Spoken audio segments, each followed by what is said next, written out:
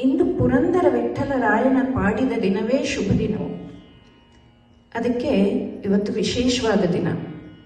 ಇಲ್ಲಿ ನಮ್ಮ ಮಿತ್ರರು, ನೆಕ್ಸ್ಟ್ ಜನರೇಷನ್ ಕಿಡ್ಸ್, ಯೂತ್ ಎಲ್ಲರೂ ಸೇರಿ ಅನೇಕ ದಾಸರ ಕೃತಿಗಳನ್ನು ನಿಮ್ಮ ಮುಂದೆ ಈ ವೆಂಕಟಕೃಷ್ಣ ಕ್ಷೇತ್ರದಲ್ಲಿ ಹರಿವಾಯು ಗುರುಗಳ ಸನ್ನಿಧಾನದಲ್ಲಿ ಪ್ರಸ್ತುತಪಡಿಸಲು ಕಾತರದಿಂದ ಕಾಯ್ತಾ ಇದ್ದಾರೆ.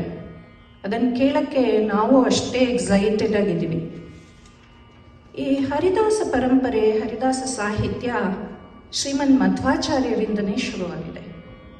ನರಹರಿ ತೀರ್ಥರು, ಶ್ರೀಪಾದರಾಜರು, ವ್ಯಾಸರಾಜರು, ವಾದಿರಾಜರು ಇವರೆಲ್ಲರಿಂದಲೂ ಮುಂದುವರೆದು ಆಧುನಿಕ ಯುಗದಲ್ಲಿ ವಿದ್ಯಾಪ್ರಸನ್ನ ತೀರ್ಥರು, ಆಮೇಲೆ ವಿದ್ಯೇಶ ತೀರ್ಥರವರೆಗೂ ನಡೆದುಕೊಂಡು ಬಂದಿದೆ.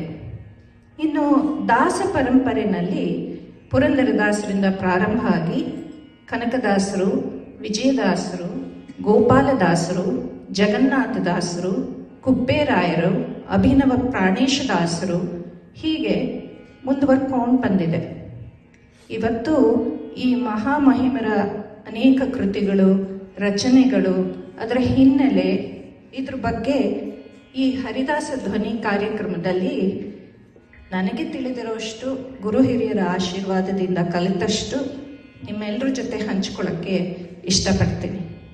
So without further adieu, let us start Haridasa ಧ್ವನಿ.